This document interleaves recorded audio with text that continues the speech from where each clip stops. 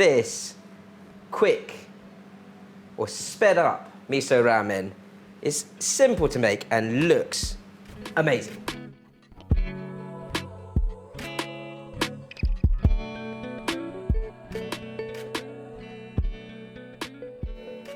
Before I go into the full cook, I really want to pre-blanch my pork bones and sort of fatty meat and my kombu and dried shiitake mushrooms, which usually I would soak before cooking a ramen sort of soup like this. So I'm going to get as many bones into the pressure cooker as possible, along with my pork shoulder, which I'm keeping in one big joint. In fact, I'm going to get that in there first, just to make sure it can fit, and then fill the rest up with my pork bones. Now I'm also going to, at this stage, put my shiitake mushrooms in. They're dry. I haven't soaked them at all because this is going to do all the work for me. And then a couple of sheets of kombu into that liquid before I close it up. So what you find is your pressure cooker, even if you've set it to say 5-minute cook or a 10-minute cook or a 30-minute cook, it will have a preheating sort of time beforehand before it starts the timer.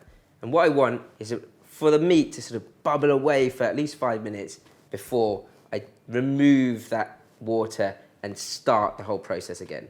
Now, standard sort of miso ramen might take a day at least, if not 2 to 3 days. But this, we're doing in a couple of stages. I'm going to do the sort of base stock, which is most of what's in the pressure cooker already, and then just with some simple spring onion, a bit of ginger and garlic. Keep everything, including the stalks in there, why not? You can just do sort of rough slices of your ginger. The garlic, I've taken sort of the outer layer of skin off, but the rest, I'm just going to leave in because I'm going to sieve this soup through and just take out the bits that I need later on anyway. Garlic, ginger, spring onion, main base of many Asian cuisines, but it really works with this Japanese soup. Now I'm going to keep this miso ramen super easy. All I'm doing is serving this with some soy marinated eggs. The eggs first, I get them to room temperature if they're not already, and then place them into boiling hot water for about 6.5 minutes for that lovely soft yolk. Peel them. Once they're peeled, I'm going to get your marinade into a bag. My suggestion is to get a bowl and get your bag around the bowl before you put the marinade in. We've got some mirin, some dark soy sauce to really colour the outside of the egg, a little bit of light soy sauce, and some water, just so that the sauce can all sort of wrap around the eggs. Tie it up nicely, pop that in the fridge until you're ready. So this is at its 5-minute cook. I've released the pressure, and just once all the steam has come out, then you can open it up. And you can see why I do this, because you can see all this sort of scum. And ideally, you want to wash all that out before you then start the process again and put it on a longer pressure cook. Next step, I've got everything back in here with cold water again. I've got my ginger, garlic, and spring onion, along with all the ends and everything that I can just sort of press into that cold water. We'll get the lid back on. Make sure that's nice and tight. And then I'm going to put this on a high pressure function for a 30-minute cook. And that will come up to temperature again and then cook that for 30 minutes once it's been preheated. Next up is this miso tare, which is very, very easy. I've got some Japanese soy, some sake, sugar. I've got my miso paste in here. You can use a white or red miso paste, up to you. I'm going to sort of melt that miso paste into the rest of the liquid on a medium heat. You can add your finely chopped ginger and garlic to that tare. And this sort of bubbling just releases the sort of essence or oils of the ginger and garlic, but it doesn't sort of overcook it. I want this to be quite mild and mellow and kind of sit into the soup for the second 30-minute cook. The reason why I'm doing it in 2 30-minute cycles is I just want that extra level of flavour. Once your tare looks like it's kind of bubbling all the way through and kind of wants to lift itself out of the pan, that is when you're ready to take that off and just wait to add this to your soup later on. So once the initial stock is cooking, I'm gonna make a quick Japanese chili oil. I've got my togarashi here, which is basically a mixture of chili powder, Japanese chili powder, sesame seeds, a little bit of ginger powder in there as well. I'm gonna heat up some oil.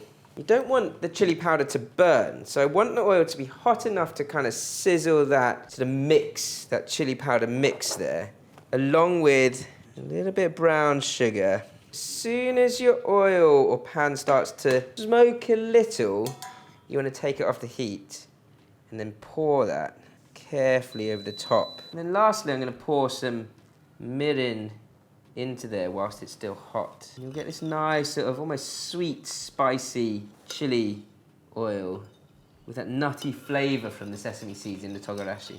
The last thing I'm going to add to that is a bit more Japanese soy. So it's got a nice balance of sweet, spicy, salty.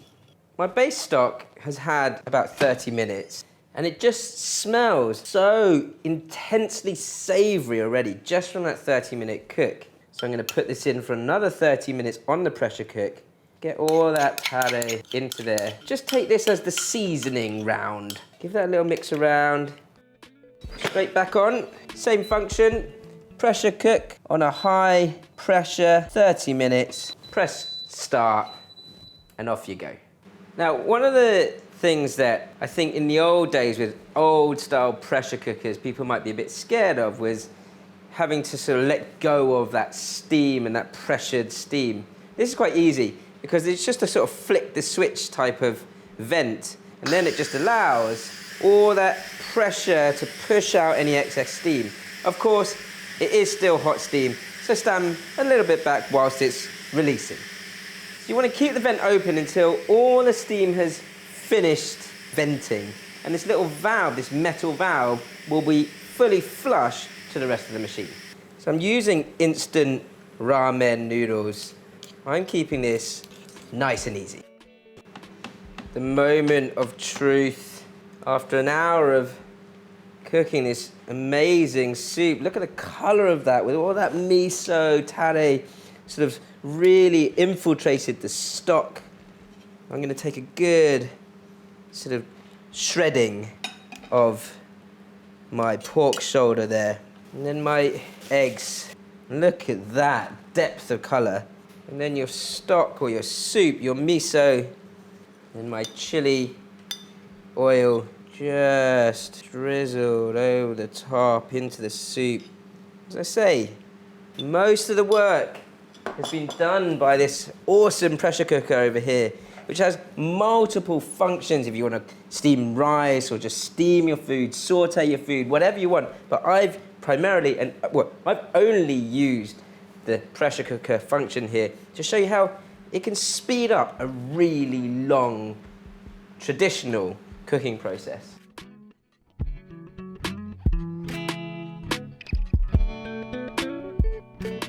Oh, honestly, without even trying the meat or the egg, oh, wow. I'm just gonna keep eating. Let us know in the comments below what dish makes you do this. And if you haven't found it yet, make this dish and tell everyone else out there how good it is. That is heaven.